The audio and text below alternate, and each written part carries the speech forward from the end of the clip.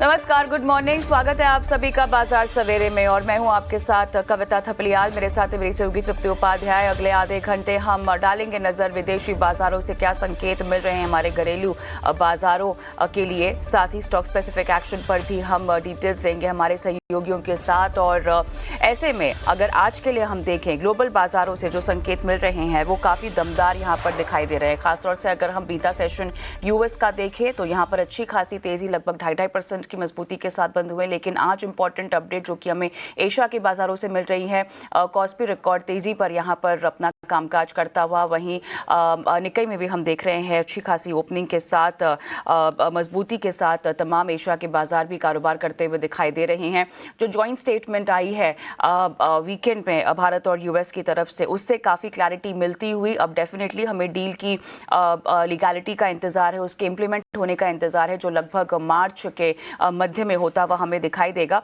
लेकिन उसके अलावा अगर हम देखें तो डेफिनेटली यूएस के बाजारों में जो टेक शेयरों का एकदम हमने देखा, उसके चलते डाउ लगभग 1200 अंक उछलकर बंद हुआ है। S&P 500 नैस्डैक में भी हमने 2% की मजबूती भी देखी है। और साथ ही एशिया के बाजार, क्योंकि हमने देखा कि यहाँ पर जहाँ तक जापान की बात है, सनाई तकाइची का गठबंधन जो हुआ है उसकी वजह से एक दमदार जीत के कारण काफ़ी बड़ा बूस्टर एशिया के बाजारों को मिलता हुआ। और निक्केई हम देख रहे हैं लगभग 5% ऊपर है, 57,000 के पार यहाँ पर कारोबार हो रहा है। लेकिन कॉस्पी भी आप देख सकते हैं 4.5% तक की मजबूती के साथ यहाँ पर कारोबार करता हुआ हमें दिखाई दे रहा है।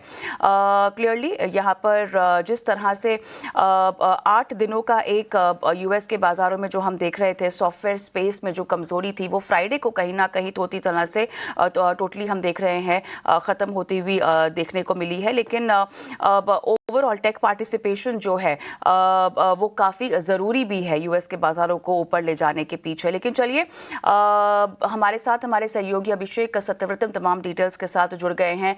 अभिषेक, हाय, गुड मॉर्निंग। और लगता है हफ्ते की अच्छी शुरुआत होती हुई दिखाई दे रही है। शुक्रवार का अगर हम बाज़ार का सेशन देखें यूएस का, और साथ ही अगर हम अभी फ़िलहाल एशिया के बाज़ार देखें, जापान कॉस्पी भी हमें अच्छा कारोबार करते हुए दिखाई दे रहे हैं। एफआईएस की तरफ से अपडेट भी अभिषेक काफ़ी बुलिश होती हुई दिखाई दे रही है। तो अब खरीदारी का जो उनका मोमेंटम है वो अच्छा खासा रिपोर्ट हुआ है। लेकिन डिटेल में बताइएगा ओवरऑल सेटअप ग्लोबल बाजारों का अगर मजबूत है तो कितना मजबूत है? कविता, गुड मॉर्निंग। देखिए, मजबूत काफ़ी ज़्यादा है क्योंकि हमने देखा था कि एंथ्रोपिक ने अपना जो एआई प्लगइन जो लॉन्च किया था, तो ना सिर्फ अमेरिकी बाजारों में टेक्नोलॉजी स्टॉक्स में बल्कि दुनिया भर में जो टेक्नोलॉजी रिलेटेड जो स्टॉक्स थे, फाइनेंशियल स्टॉक्स थे, वहाँ पर हमने गिरावट देखी थी। और अब बाजार लोअर लेवल से बहुत बढ़िया बाउंस बैक दे रहे हैं और डाउ जोन्स पहली बार 50,000 के आंकड़े के पार निकल गया है। रिकॉर्ड ऊंचाई पर डाउ जोन्स है, ये याद रखिए। डाउ जोन्स में उतनी गिरावट नहीं आई थी, तो डाउ में 1200 अंकों की तेजी हुई है शुक्रवार के सत्र में। नेस्डैक की बात करें तो लगभग 490 अंकों का, S&P 500 में 133 अंकों का। नेस्डैक और S&P 500 2% से ज्यादा की तेजी के साथ हमने देखा कि अमेरिकी बाजार में बंद हुए हैं। और जो स्मॉल कैप इंडेक्स है रसल 2000, उसमें जो तेजी रही वो सबसे ज्यादा रही शुक्रवार को, क्योंकि स्मॉल कैप के स्टॉक्स पहले पिटते हैं और फिर रिवर्सल भी तेज आता है। तो 3.5% के आसपास की जबरदस्त तेजी हमने रसल 2000 में देखी है। कुछ अगर हम स्टॉक स्पेसिफिक अग्रेशन की बात करें तो हमने देखा कि एनवीडिया में 8% के आसपास की तेजी रही। ब्रॉडकॉम एक और स्टॉक जो पिटाई का शिकार हुआ था, एआई रिलेटेड स्टॉक है, ब्रॉडकॉम में 7% के आसपास की तेजी रही। इसके अलावा अगर हम बड़े मूवर्स की बात करें तो गोल्डमैन सैक्स हो गया, ओरेकल हो गया, ये कुछ शेयर्स रहे जहां पर हमने शानदार तेजी देखी है। हालांकि अगर हम पिछले पूरे हफ्ते की अगर हम बात करें तो आप देखेंगे कि डाउ जोन्स में तो करीब 2.5% के आसपास की तेजी रही है। लेकिन नेस्डैक अभी रिकवरी वाले फेज में है। नेस्डैक नेट 1.8% गिरा है पिछले हफ्ते, और S&P 500 की बात करें तो 0.1% नीचे रहा है। अगर हम लास्ट वीक की बात करें तो देखते हैं कि क्या इस हफ्ते बाजार अपने रिकवरी को जारी रखते हैं। एशिया की बात करें तो जैसा कि आप चर्चा कर रही थी कि जो सत्तारूढ़ जो गठबंधन है पीएम सनाए ताकाइची की अगुवाई में, उसने वहां पर जो विंटर स्नैप पोल्स हुए थे वहां पर ऐतिहासिक जीत दर्ज की है और उनको प्रो रिफॉर्म प्रो मार्केट माना जाता है। और इसके चलते हम देख रहे हैं कि बाजार में शानदार तेजी है और निकेई पहुंच गया है रिकॉर्ड ऊंचाई पर। 5% से ज्यादा की तेजी अभी हम देख रहे हैं। लगभग 2527 अंकों के आसपास की जोरदार बढ़त है। और ना सिर्फ जापान में बल्कि कोरियाई बाजार में भी हम देख रहे हैं कि शानदार तेजी का माहौल है। कोरिया का जो बेंचमार्क इंडेक्स है कोस्पी लगभग 4.25% के आसपास की तेजी वहां पर आपको देखने को मिलेगी। हालांकि डॉलर थोड़ा सॉफ्ट हुआ है और सॉफ्ट डॉलर का हमने देखा है कि सपोर्ट मिला है सोने को। तो सोने का जो प्राइस है कॉमेक्स पर वो फिर से $5,000 के ऊपर आपको निकलता हुआ दिखाई देगा। हालांकि अमेरिका और ईरान के बीच में ईरान के न्यूक्लियर प्रोग्राम को लेकर बातचीत शुरू हो गई है। बाजार उसको पॉजिटिवली ले रहा है। हालांकि क्रूड जो है एक रेंज में है, $67 प्रति बैरल के आसपास के कच्चे तेल के भाव आपको दिखाई देंगे। अन्य संकेतों की बात करें तो डॉलर इंडेक्स है 97.5 का हो गया है। निश्चित तौर पर जो इमर्जिंग मार्केट्स हैं उनके लिए कंफर्टिंग फैक्टर है। और अगर हम यूएस के 10 ईयर की बॉन्ड यील्ड की बात करें तो बॉन्ड यील्ड आप देखेंगे कि 4.21% पर है। थोड़ी सी सॉफ्टनेस हमने यील्ड में भी देखी है। तो आज नेट कुल मिलाजुला के संकेत काफी आपको रोबस्ट दिखाई देंगे और गिफ्ट निफ्टी भी डबल सेंचुरी लगा के करीब लगभग 26,000 के आसपास आपको पहुंचता हुआ दिखाई देगा। तो संकेत कविता आज के लिए मजबूत है। अच्छी शुरुआत हम करने जा रहे हैं। बिल्कुल अभिषेक, बहुत बहुत शुक्रिया आपका ग्लोबल बाजारों का पूरा अपडेट देने के लिए। और काफ़ी पॉजिटिव संकेत, रोबस्ट संकेत यहाँ पर ग्लोबल बाजारों से मिलते हुए नजर आ रहे हैं।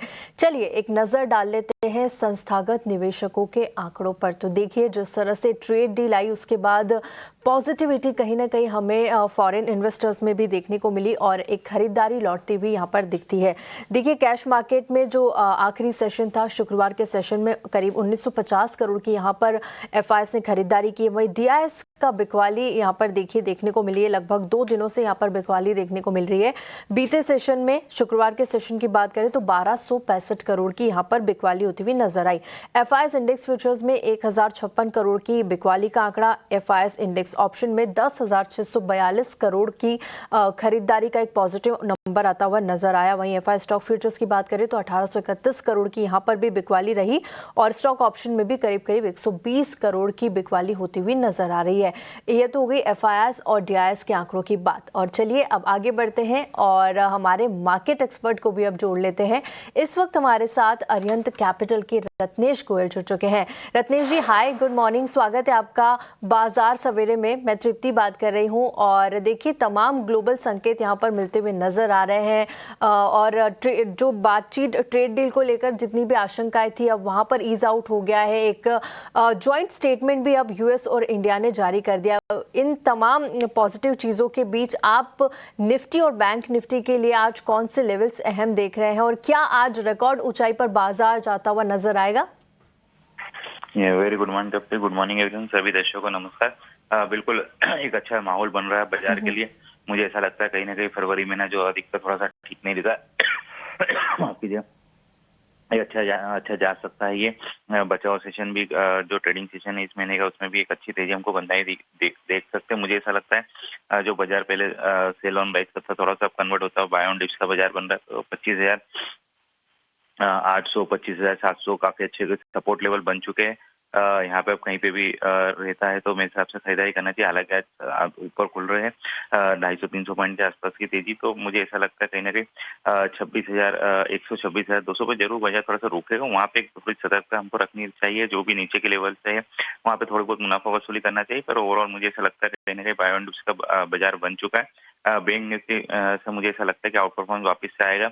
यहाँ पे 60,400, 60,650, 60,800 ये कुछ लेवल है जो कि बैंक निफ्टी में हमको आते हुए दिखाई दे सकते हैं। नीचे में 59,800, 59,000 से 800 से 59,950 के काफी एक अच्छे सपोर्ट लेवल काम करेंगे। तो ओवरऑल मुझे ऐसा लगता है कहीं ना कहीं बैंक निफ्टी से थोड़ा सा आउट परफॉर्मेंस अब आता हुआ दिख सकते हैं। तो यहाँ पर बाजार का सेटअप मजबूत, लेकिन ऐसे में अब तो खरीदारी के बहुत सारे मौके होंगे रत्नेश, या आपको लगता है कि कोई रणनीति बनाने से फिलहाल बचना चाहिए? आई डोंट थिंक वो केस होगा। ट्रेडिंग कॉल्स आप कहाँ देना चाहेंगे? तो मुझे बिल्कुल मैंने जिस तरह से थोड़ा गैप अप रहेगा, थोड़ा सा देखिए उसके बाद में जो स्टॉक्स को ट्रेड डील से फायदा ज्यादा हो सकता है, जिनका अच्छा जो इनका एक्सपोर्ट का धंधा था बिजनेस था उनको ज़्यादा अच्छा यहाँ पे फायदा देखने को मिलेगा। तो उसमें सबसे पहले भारत फोर्ज में एक अच्छा सेटअप बन रहा है। यहाँ पे मुझे ऐसा लगता है अपने ऑल टाइम हाई के पास जाने को तैयार है मिड टर्म में। यहाँ पे 1520 का स्टॉप लॉस लगा के 1610 का टारगेट आता हुआ दिखाई दे सकता है। दूसरा है पूना वाला, इसमें काफी टाइम बाद एक कंसोलिडेशन का ब्रेकआउट देखने को मिला। 430 का स्टॉप लॉस लगा के 455 के टारगेट इसमें आते हुए देख सकते हैं। और राइट, चलिए रणनीतियाँ आपकी एक बार फिर से स्क्रीन पर हम फ्लैश कर लेंगे। और पूना वाला फिनकॉर्प यहाँ पे टारगेट 455 का आपने रेकमेंड किया है, स्टॉप लॉस आप 430 का कह रहे हैं। और साथ ही यहाँ पे आपने भारत फौज में भी खरीदारी की रणनीति बताई है और टारगेट 1610 का बता रहे हैं और स्टॉप लॉस आपने यहाँ बताया है 1520 का। रत्नेश, शुक्रिया समय देने के लिए, रणनीति आपने बताई है। Have a nice day. शुक्रिया आपका। और राइट, चलिए इसी के साथ हम एक काम करते हैं, बाजार सवेरे में छोटा सा ब्रेक लेते हैं। ब्रेक के उस पार फोकस होगा कमोडिटी बाजार पर। हमारे साथ एक्सपर्ट भी जुड़ेंगे और साथ ही हमारे सहयोगी भी, जो आपको स्टॉक्स इन न्यूज़ की पूरी अपडेट देंगे। बने रहें।